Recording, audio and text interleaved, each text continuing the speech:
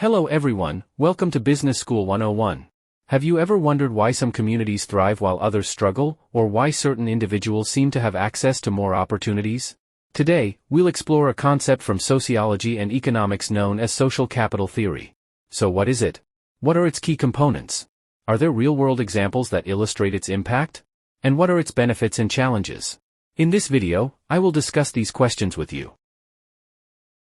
Section 1, Definition. Social capital theory revolves around the idea that social networks possess value. It emphasizes that relationships among individuals and groups can lead to productive benefits.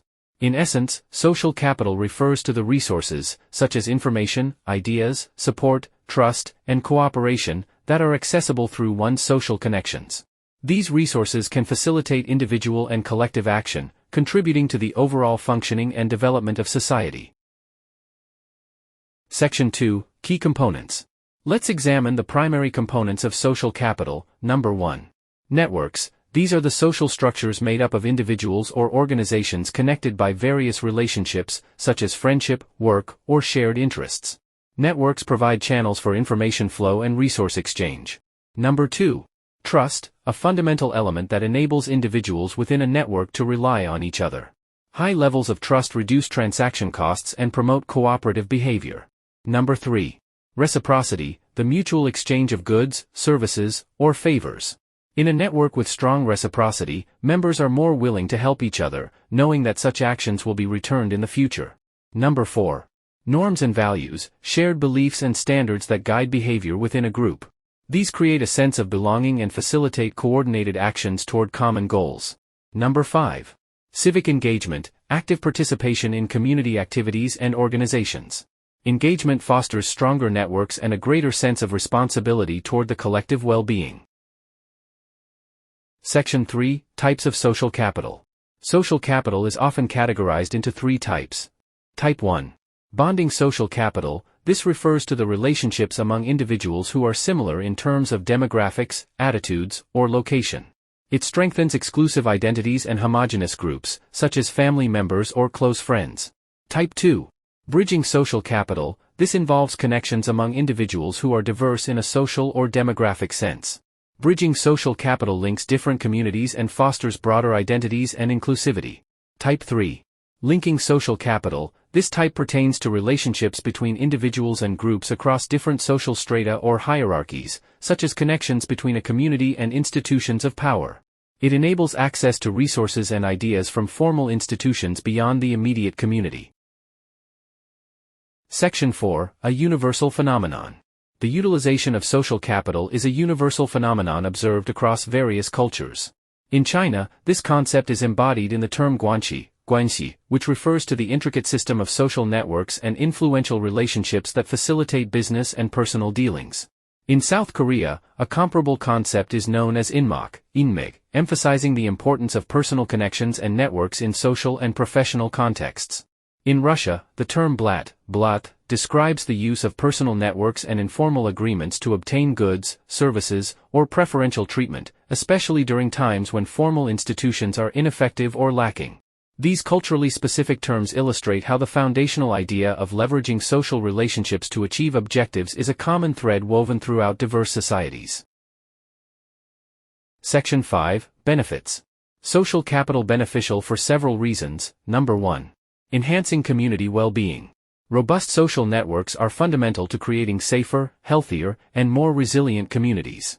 When individuals are interconnected through trust and mutual support, they are more likely to collaborate on community initiatives, share vital information, and provide assistance during crises.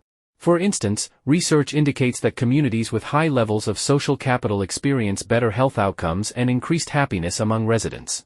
This is because strong social ties can lead to improved access to resources, emotional support, and collective action to address local challenges. Number 2. Facilitating economic development. Social capital significantly contributes to economic growth by fostering trust and cooperation among individuals and institutions. High levels of social trust reduce transaction costs, as people are more willing to engage in business dealings without the fear of opportunistic behavior. Moreover, well-connected communities encourage innovation through the free exchange of ideas and knowledge. A study highlighted that friendships bridging economic divides can enhance social mobility, with low-income individuals who form connections with wealthier peers earning significantly more as adults. This underscores how social networks can open doors to opportunities and resources that drive economic advancement. Number 3. Improving governance. Communities enriched with social capital often exhibit more effective governance and heightened civic participation. When citizens are engaged and connected, they are more likely to participate in democratic processes, hold public officials accountable, and contribute to policymaking that reflects the collective interest. For example, participatory budgeting, a process where community members directly decide on budget allocations, has been linked to improved public services and reduced infant mortality rates in regions of Brazil. This demonstrates how social capital can lead to governance structures that are more responsive and attuned to the needs of the populace. Section 6. Challenges. Here are 3 notable negative influences associated with social capital. Number 1. Exclusion of outsiders. Tightly knit groups may develop strong internal bonds, but this cohesion can result in the exclusion of those outside the group. Such exclusivity can hinder diversity, limit the influx of new ideas, and perpetuate social inequalities.